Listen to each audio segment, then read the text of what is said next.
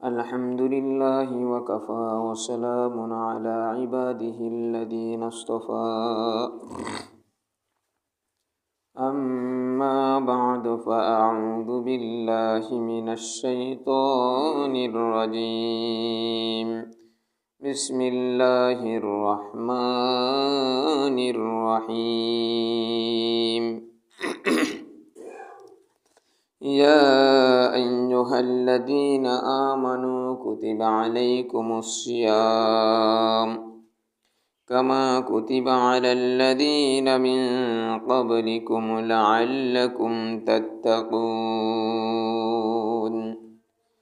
وقد قال رسول الله صلى الله عليه وسلم يا أيها الناس قد أضلكم شهر عظيم إلى آخر الحديث أو كما قال عليه الصلاة والسلام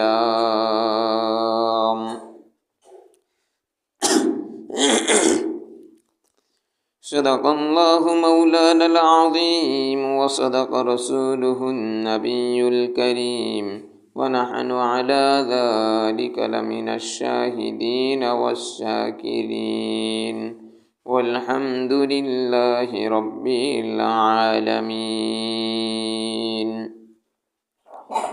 আলহামদুলিল্লাহ। সমস্ত প্রশংসা সেই মহান রব্বুল আলামিন আল্লাহ তাআলার দরবারে, যে মহান রব্বুল আলামিন আল্লাহ তাআলা আমাকে সহ আপনাদের সকলকে এই রমাদানুল মুবারক মাসের প্রথম জুমার সালাত আদায় করার লক্ষ্যে মসজিদে আসার বসার তৌফিক দান করেছেন। এজন্য সকলেই দিল থেকে পড়ে নেই আলহামদুলিল্লাহ। রমাদানুল মুবারক মাসের গুরুত্বপূর্ণ একটা ইবাদত হচ্ছে সিয়াম সাধনা করা। আল্লাহ তাআলা অনেক ইবাদত রেখেছেন, আবার এর প্রত্যেকটা ইবাদতের ভিতরে কিছু বৈশিষ্ট্য আছে, আলাদা আলাদা বৈশিষ্ট্য আছে। সিয়ামের যে বৈশিষ্ট্য সেটা হলো এটার ভিতরে রিয়া থাকে না। কি থাকে না? রিয়া, লোক দেখানো। কোনো ইবাদতের ভিতরে যদি এক যারা পরিমাণ লোক দেখানো কোনো বিষয় থেকে থাকে, কিংবা কোনো ইবাদতের ভিতরে এক যারা পরিমাণ যদি সন্দেহ থেকে থাকে, তাহলে তার এই ইবাদত আল্লাহ তাআলার দরবারে কবুল হবে না। তাহলে দেখেন, ইবাদত কবুল হওয়ার গুরুত্বপূর্ণ কয়েকটা শর্তের ভিতরে দুইটা শর্ত, যে লোক দেখানো আবার সন্দেহ। কিন্তু ইবাদত সিয়াম নামক যে ইবাদত, এই ইবাদতের ভিতরে রিয়া নামক যে জঘন্যতম গুনাহ, সেটা এই ইবাদতের ভিতরে থাকে না। যেমন দেখেন, প্রত্যেকটা ইবাদত কোনো কিছু করার নাম হলো ইবাদত।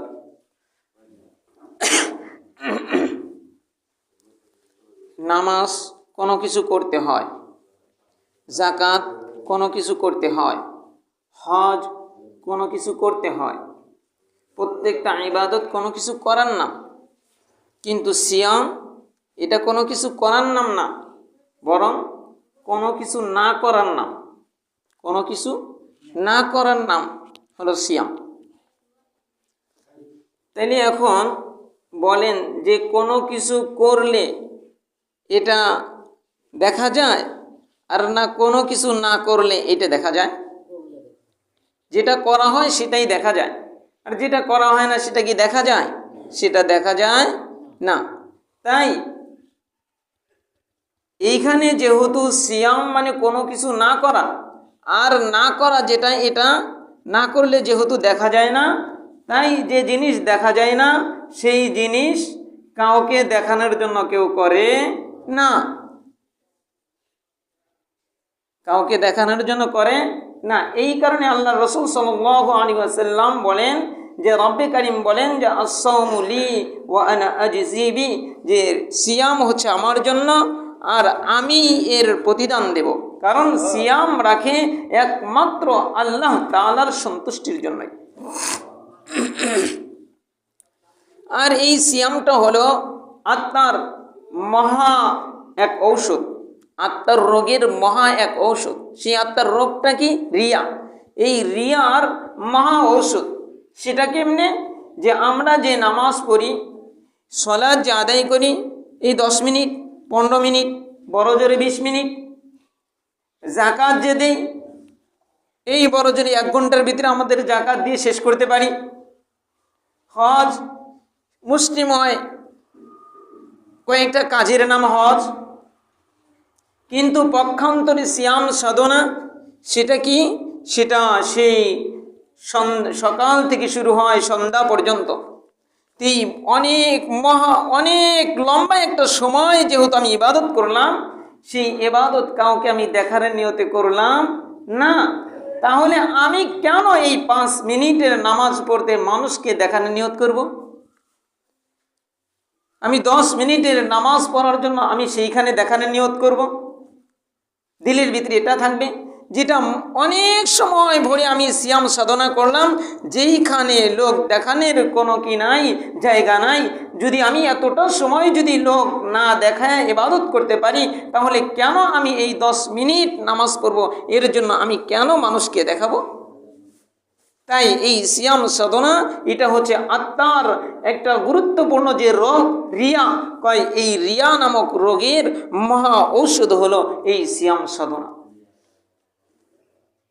তো এই সিয়াম সাধনা আজকে এই যে 6ষ্ঠ রোজা চলে যাচ্ছে, 6ষ্ঠ রোজা চলে যাচ্ছে। রাসূল করিম সাল্লাল্লাহু আলাইহি ওয়াসাল্লামের সাহাবী হযরত সালমান ফারসি রাদিয়াল্লাহু তাআলা আনহু বর্ণনা করেন যে রাসূল করিম সাল্লাল্লাহু আলাইহি ওয়াসাল্লাম শাবানের শেষ দিকে আমাদেরকে কি করলেন? একত্রিত করলেন। একত্রিত করার পরে রাসূল করিম সাল্লাল্লাহু আলাইহি ওয়াসাল্লাম যে কথা বলেছিলেন, ইয়া আইয়ুহান নাস ক্বাদ আযাল্লাকুম শাহরুন আযীম। রাসূল করিম সাল্লাল্লাহু আলাইহি ওয়াসাল্লাম সালমান ফারসি রাদিয়াল্লাহু তাআলা আনহু বর্ণনা করেন যে আমাদেরকে একত্রিত করিয়া আমাদের পেয়ারা নবী জনাবে মুহাম্মদ রাসূলুল্লাহ সাল্লাল্লাহু আলাইহি ওয়াসাল্লাম বললেন, হে লোক সকল, তোমাদের উপরে এমন একটা মহা মাস তোমাদের উপরে ছায়া দান করতেছে। সেই মহান মাস সেটা আবার কেমন? আল্লাহ রাসূল সাল্লাল্লাহু আলাইহি ওয়াসাল্লাম অন্য হাদিসের মধ্যে বর্ণনা করেন যে এটা এমন একটা মহান মাস, যেই দিন এই মাসের চাঁদ উদিত হয়, ওই দিন রাত্রিবেলায় জান্নাতের তলদেশ থেকে এক প্রকার মৃদু বাতাস চালু হয়। এই বাতাসটা যখন জান্নাতের ভিতরে ঢুকে যায়, কয় এই জান্নাতের সমস্ত বালাখানার যত গাছপালা আছে, কয় এইগুলা দুলতে থাকে। দুলতে দুলতে এমন একটা সুন্দর আওয়াজ হয়, এমন একটা মিউজিক হয়, যে মিউজিকের কারণে জান্নাতের যত হুর গেলমান আছে তারা আর ঠিক থাকতে পারে না। তারা সকলেই তাদের বালাখানার থেকে বের হইয়া জান্নাতের চত্বরে চলিয়া আসে। জান্নাতের চত্বরে আসিয়া তারা সেইখানে দণ্ডায়মান হইয়া তারা ঘোষণা করতে থাকে, কে আসো আল্লাহর পেয়ারা বান্দা, আল্লাহ তাআলার কাছে দরখাস্ত করো আমাদেরকে বিয়ে করার জন্য। এটা এমন একটা মহান মাস আমাদের উপরে ছায়া দান করতেছে। আল্লাহ রাসূল সাল্লাল্লাহু আলাইহি ওয়াসাল্লাম ফরমান, তখন এই হুর আর গেলমানরা তখন জান্নাতের যে রক্ষক ফেরেশতা রিদওয়ানের কাছে চলিয়া যায়। রিদওয়ানকে বলে, রিদওয়ান, আজকে কোন রাত্র, যেই রাত্র এত সুন্দর একটা আওয়াজ, যেই আওয়াজের কারণে আমরা আমাদের বালাখানার ভিতরে থাকতে পারতেছি না। রিদওয়ান ফেরেশতা বলে, এটা এমন একটা রাত, যেই রাতটা হলো রমজানের প্রথম রাত। শুধু তাই না, আমি তো লিখছি অনেক, 1.5-2 ঘন্টায়ও শেষ করা যাবে না। আল্লাহ রাসূল সাল্লাল্লাহু আলাইহি ওয়াসাল্লাম ফরমান, এই রমাদানুল মুবারকের জন্যই আল্লাহ তাআলা 11টা মাস শুধু জান্নাতকে সাজাইতে থাকে। যেরকম ভাবে আল্লাহ তাআলা আমাদেরকে বুঝায় দেন, যেমন দেখো, তুমি তোমার মেয়েটাকে একটা ছেলের হাতে যখন তুমি কি করবা, সুপুর্দ করবা, যখন মিটকুট হয়ে যায় তখন তুমি সময় নাও যে আমাকে 1 মাস সময় দিতে হবে কিংবা 2 মাস সময় দিতে হবে। কেন কেন? ওই যে মেয়েকে গলার চেন বানায় দিতে হবে, মেয়েকে কানের দুল বানায় দিতে হবে, এই যে আমার ঘর বাড়ি সুন্দর করতে হবে, এই যে একটা দুলার জন্য যেরকম ভাবে আপনি 2 মাস 3 মাস সময় নিলেন রে বাবা, আল্লাহ তাআলাও এই যে যেই বান্দাগুলো আল্লাহ তাআলার জন্য সিয়াম সাধনা করে, রব্বে কারিম বলেন সে হলো আমার আর আমি হলো তার, যার কারণে আল্লাহ তাআলা কি করে 11টা মাস তার জন্য জান্নাত সাজাইতে থাকে। শুধু তাই না, শুধু তাই না, এই মাসটা যেই দিন শুরু হয়ে গেছে, যেই দিন এই মাসের চাঁদ ওই আকাশে ধারণ করেছে, সেই দিন আল্লাহ তাআলা জান্নাতের প্রত্যেকটা দরজাকে খুলিয়া দিছে, একটা দরজাও আল্লাহ তাআলা বন্ধ রাখে নাই। শুধু তাই না, আল্লাহ তাআলা এই দিন এই মাসের চাঁদ যখন উদিত হয়েছে, ওই দিন আল্লাহ তাআলা সমস্ত জাহান্নামের দরজাগুলো বন্ধ করে দিয়েছে, একটা জাহান্নামের দরজাও খোলা নাই। এই কারণে আল্লাহ রাসূল সাল্লাল্লাহু আলাইহি ওয়াসাল্লাম ফরমান, ওকিয়া মিন সুইল আযাবিল কবর, কই যেই ব্যক্তি এই রমাদানুল মুবারক মাসে রোজা রাখা অবস্থায় যেই ব্যক্তি ঈমানের সহিত মৃত্যুবরণ করবে, আল্লাহ তাআলা তার কবরের আযাব চিরতরে মাফ করে দেবে। এই কারণে সালমান ফারসি রাদিয়াল্লাহু তাআলা বলেন যে আল্লাহ রাসূল সাল্লাল্লাহু আলাইহি ওয়াসাল্লাম আমাদেরকে কি করলেন, একত্রিত করে বলতেছেন, ইয়া আইয়ুহান নাস ক্বাদ আদাল্লাকুম শাহরুন আযীম, একটা মহান মাস তোমাদেরকে ছায়া দান করতেছে। তাই এই মহান মাসের মর্যাদা রক্ষা করা, এই মহান মাসের মর্যাদা রক্ষা করা, এই মহান মাসে যেই দিন চাঁদটা উদিত হয়েছে সেই দিন থেকে আল্লাহ রাসূল সাল্লাল্লাহু আলাইহি ওয়াসাল্লাম ফরমান যে প্রত্যেক দিন একজন ঘোষক ওই আসমান থেকে ঘোষণা করে, ইয়া বাগিয়াল খাইর আকবিল ওয়া ইয়া বাগিয়াশ শাররি আকসির, হে কল্যাণকামী তুমি কি করো, তুমি একটা সেকেন্ড এই রমাদানুল মুবারক মাসের মধ্যে তুমি কি করো না, নষ্ট করো না, তুমি এক একটা সেকেন্ডের কদর করো। আর যে ব্যক্তি গুনাহগার, যে ব্যক্তি পাপী, তাকে ওই ফেরেশতা ঘোষণা করে, হে অকল্যাণকামী, হে পাপী, তুমি ক্ষান্ত হও আর করিও না। আমার আল্লাহ তাআলা কত দয়াবান, দুনিয়ার মানুষই যদি এত দয়াবান হয়। আশরাফ আলী থানভী রহমতুল্লাহি আলাইহির দরবারে একজন চোর আসছে তওবা করার জন্য। কি আসছে? চোর আসছে বাবা তওবা করার জন্য, তওবা করছে, চোর থেকে তওবা করছে, চুরি থেকে সে তওবা করবে। সে আশরাফ আলী থানভী রহমতুল্লাহি আলাইহির খানকার ভিতরে রয়েছে, কিন্তু চুরি যার অভ্যাস, রাত্রি হলেই কিন্তু তার আর ভালো লাগে না, রাত্রি হলে তার আর ভালো লাগে না। কেমনে করে চুরি করা যায়? আহারে, কিন্তু সে তো তওবা করছে। আশরাফ আলী থানভী রহমতুল্লাহি আলাইহির মতো একজন বুজুর্গের হাতে হাত দিয়া সে তওবা করছে, আর জীবনে কোনোদিন তো চুরি করব না। কিন্তু রাত্রিবেলায় যখন 1টা-1:30 বাজিয়া গেছে, তখন তার কি হয়েছে, ওই যে ঘুমটা ভাঙিয়া গেছে। এখন তো চুরি ছাড়া সে আর থাকতে পারে না, কি করবে, কি করবে?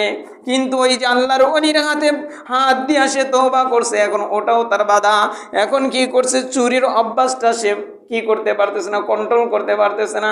এক দরজার জুতা নিয়ে আর এক দরজায় রাখে, আর এক দরজার জুতা নিয়ে আর এক দরজায় রাখে। এরকমভাবে যখন ঘুমায় গেছে, সমস্ত মানুষ যখন তাহাজ্জুদের সময় উঠিয়া গেছে, এখন সকলেই তাওলা জওলা, জুতাগুলা আওলা জওলা। আশরাফ আলী থানভী রহমতুল্লাহি আলাইহির কাছে তার শাগরেদরা বিচার দায়ের করছে। আশরাফ আলী থানভী বলতেছে, এই কাজটা কে করছে? ওই চোর বলতেছে, হযরত আমি করছি। কেন করলাম? ভাই হযরত, আমার তো সারাটা জিন্দেগি আমি চুরি করিয়াই কাটাইয়া দিছি, কিন্তু এখন আমি কি করব? আপনার হাতে আমি তওবা করছি, এখন ওই তওবা আমার বাধা হয়ে গেছে। কিন্তু রাত্রিবেলায় যখন আমার ঘুম ভাঙিয়া গেল, এখন তো আমি আর চুরি ছাড়া থাকতে পারি না, এই কারণে আমি এই কাজটা করছি। তখন আশরাফ আলী থানভী রহমতুল্লাহি আলাইহি তার শাগরেদদের বলিয়া দিলেন, ও আমার শাগরেদরা, এই যে চোর যখন আল্লাহ তাআলার কাছে তওবা করছে, ঠিক আছে তুমি এই কাজ করিও, কিন্তু তারপরে তুমি তওবা করিয়া আমার কাছে থেকে যাও। আরে মানুষের ভিতরে যদি এই দয়া থাকে, আল্লাহ তাআলার কেন দয়া থাকবে না? ওয়া বাগিয়াশ শাররি, এই কারণে ফেরেশতা ঘোষণা করে, কে পাপী আছো, চোখ দ্বারা গুনাহ করছো সারা জিন্দেগি, কে পাপী, কানের দ্বারা গুনাহ করিয়া করিয়া পাপী হয়ে গেছো, কে জবান দ্বারা গুনাহ করিয়া করিয়া পাপী হয়ে গেছো, কে দিল দ্বারা খারাপ কিছু কল্পনা করিয়া করিয়া পাপী হয়ে গেছো, কে হাত দ্বারা গুনাহ করিয়া করিয়া পাপী হয়ে গেছো, কে পা দ্বারা গুনাহ করিয়া করিয়া পাপী হয়ে গেছো। এখন তুমি কি করো? তুমি হাত দ্বারা গুনাহ করিও না, তুমি পা দ্বারা গুনাহ করিও না, তুমি কান দ্বারা গুনাহ করিও না। ওই ফেরেশতা প্রত্যেকটা দিন কি করে ঘোষণা করতে থাকে।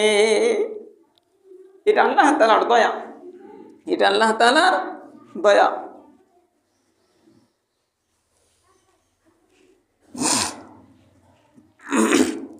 আল্লাহ রসুল সাল্লাল্লাহু আলাইহি ওয়াসাল্লাম এই মাসের কেমন বরকত, রাসূল করিম সাল্লাল্লাহু আলাইহি ওয়াসাল্লাম ফরমান, কানা কামান আদ্দা ফরিদা ফিমা সিওয়াহু ওয়া মান আদ্দা ফরিদা কানা কামান আদ্দা 70 ফরিদা ফিমা সিওয়াহু। আল্লাহ রসুল সাল্লাল্লাহু আলাইহি ওয়াসাল্লাম ফরমান, আরে এটা এমন একটা বরকতের মাস, এই মাসে তুমি যদি একটা নফল আদায় করো, আল্লাহ তাআলা তোমার আমলনামায় একটা ফরজের সওয়াব লিখে দেয়। আর তুমি যদি এই মাসে কি করে একটা ফরজ তুমি আমল করো, আল্লাহ তাআলা তোমার আমলনামায় 70 ফরিদা, আল্লাহ তাআলা তোমার আমলনামায় 70টা ফরজের সওয়াব লিখে দেয়। মেরে বাবা, আজকে আমরা দুনিয়ার লাভ বুঝলাম, আজকে আমাদের অবস্থা কি? আরে পূর্বের যুগের আমাদের সাহাবায়ে কেরাম, পূর্বের যুগের আকাবিরদের রমজান যখন আসতো তাদের ইবাদতের প্রতিযোগিতা লেগে যাইত। কিন্তু বাবারে আমাদের অবস্থা কি হয়েছে? আমাদের অবস্থা যে কে কত বেশি টাকা কামাই করতে পারে, কে কত টাকা বেশি কামাই করতে পারে। আজকে আমাদের প্রতিযোগিতা টাকা কামাই করা, আজকে আমাদের প্রতিযোগিতা মার্কেট করা। কিন্তু আমাদের পূর্বে যুগে যারা অতিবাহিত হয়ে গেছে তাদের প্রতিযোগিতা ছিল কে কত বেশি ইবাদত করতে পারে। আল্লাহ রসুল সাল্লাল্লাহু আলাইহি ওয়াসাল্লামের একজন সাহাবী হাদিস শরীফের মধ্যে ঘটনা বর্ণনা করে, একজন সাহাবী হজ করার জন্য রওনা দিয়েছে। বিবি বাইনা ধরছে, আমিও আপনার সাথে হজে যাব। বিবি বাইনা ধরছে, আপনার সাথে আমি হজে যাব। তখন এই সাহাবী বলতেছে, বিবি রে তোমাকে আমি নেব কিসে? ওই যে বাড়িতে যে উট আছে ওই উটে আমাকে নিয়ে যাবেন। তখন বলে যে এই যে রমজানের চাঁদ যেদিন উদিত হয়ে গেছে আমি তো ওই দিনই নিয়ত করিয়া রাখছি, এটা আল্লাহ তাআলার রাস্তায় সদকা করে দিছি। হজ কবে আর নিয়ত করছে কবে?